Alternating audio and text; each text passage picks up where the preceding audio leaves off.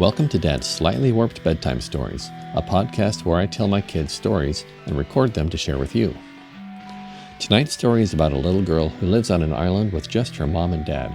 It's her birthday, but her mom is sick and her dad is traveling, so nobody can bake her a cake.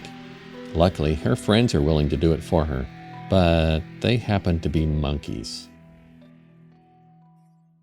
Maybe there was a little girl who's having a birthday, and she's been looking forward to it all year because her favorite part about birthday is cake.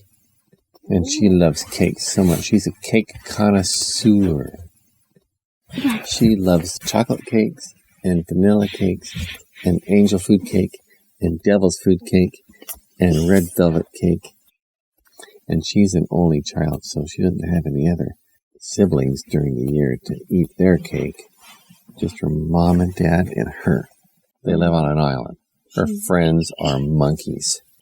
So she only gets maybe 3 cakes a year. See? But on her birthday, she gets to have her favorite. So she only gets cake 3 times a year? Mm-hmm. They have to make it right there on the island because their parents are scientists. And they're terrible bakers. But she doesn't know any better. She'll eat the cake anyway.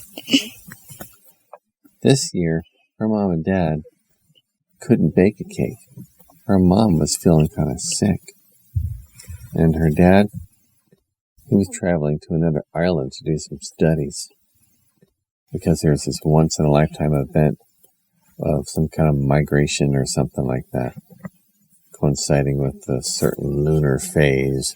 It's only a once-in-a-lifetime thing that he had to be there for. I'm so sorry, I have to go travel to see the 2-footed boobied bush tit, jay bird.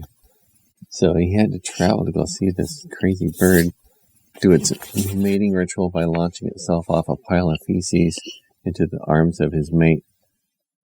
So he had to go see that and take pictures of it and capture it in slow-mo. So this poor girl is all alone. Nobody could bake her a cake. She said, "Oh, I'll have my friends bake me a cake." So she gathered up all of her little monkey friends from the jungle and asked them, please bake me a cake. And her mom gave her the recipe, and she gave the recipe to the monkeys and just turned them loose in the kitchen. Here's the recipe. Bake me a cake. Go. And she closed the door. All kinds of screeching and smash, crash, bang, splash. All kinds of noises. And some smoke was coming out of the door, too.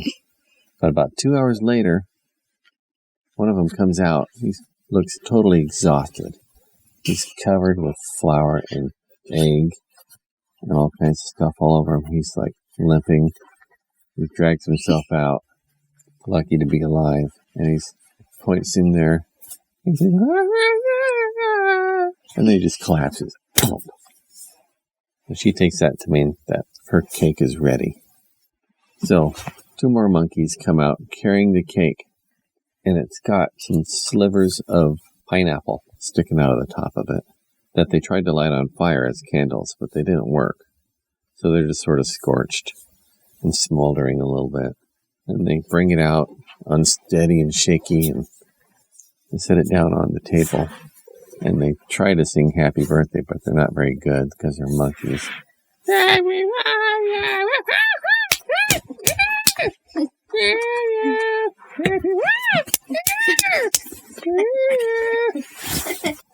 So they finally caterwauled their song, and she said, "Oh, thank you so much, friends." And she looks at the cake, and it looks like an absolute train wreck. Doesn't know if it's edible or not. But she's very thankful to have her birthday cake. One of the monkeys comes running out of the kitchen wielding a knife. Comes screaming. And leaps through the air and just plunges it into the cake. It's just plump. And just cuts up a whole bunch of pieces. Puts it on some plates. And she thinks that the poor cake is just being murdered. But she gets her piece of cake. Puts her fork into it. And breaks off a piece and pulls it away from the rest of the cake. There's all kinds of hairs stringing between her fork and the piece of cake. And she brings it up to her mouth, and a whole bunch of hairs are just dangling from it. So she's trying to be polite and pick out some of the hairs. But she realizes that there's just about as much hair as there is cake or anything else. So she thinks, well, I don't want to be rude. I better just eat this cake. She puts it in her mouth.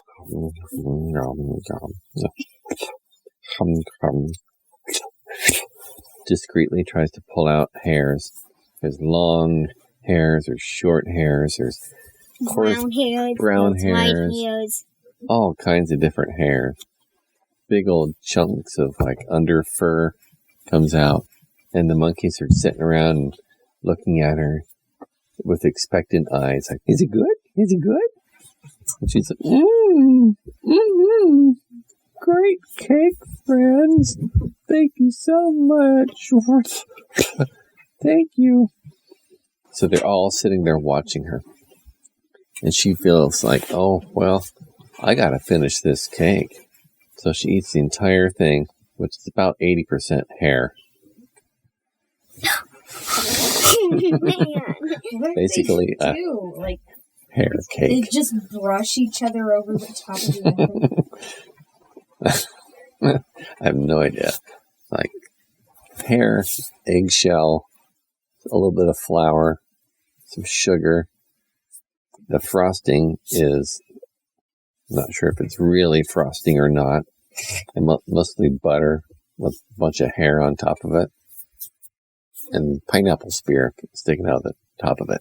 So she's like, taking her time eating this cake and pineapple. She eats the pineapple. That's the best part of it, even though it's a little charred. It's actually kind of good. And then all the monkeys won't eat their cake until she's done with hers. So she eats the whole thing down and spends the next 5 minutes kind of picking hair out between her teeth and so forth. And all the monkeys finally look happy about that she's finished. And so they dig into their own cake.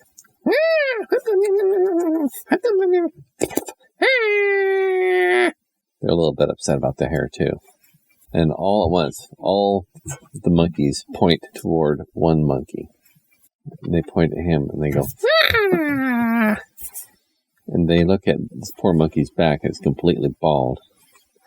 Somehow, he's gotten all of his hair off his back and put it into the cake, thinking that was a vital ingredient or something. So they decide, well, whatever. It's sweet. We're going to eat it anyway.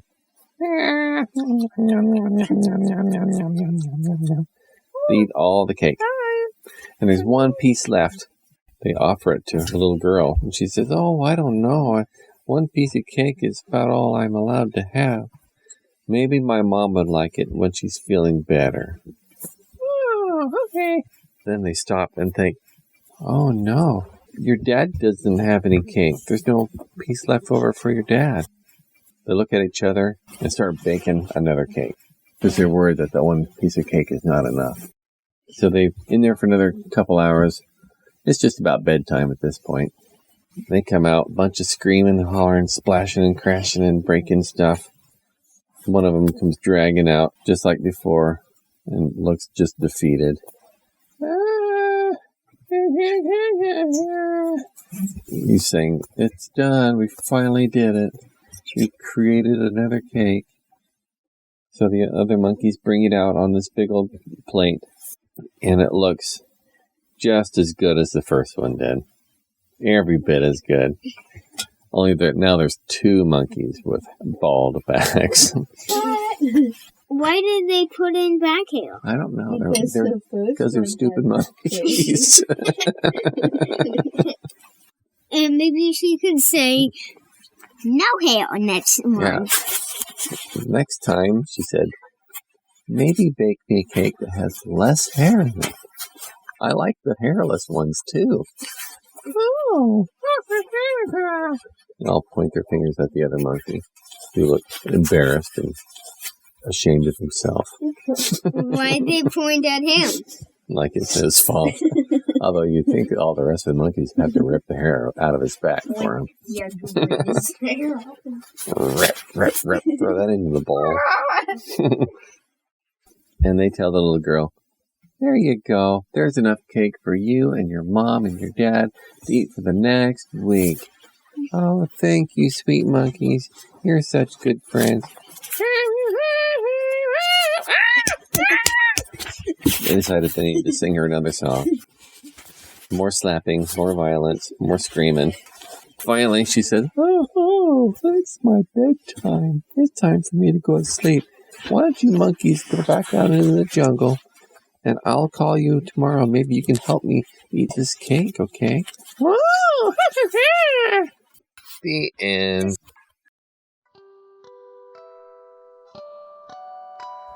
Thank you for listening to Monkeys Bake a Birthday Cake. Now go check out some of my other stories.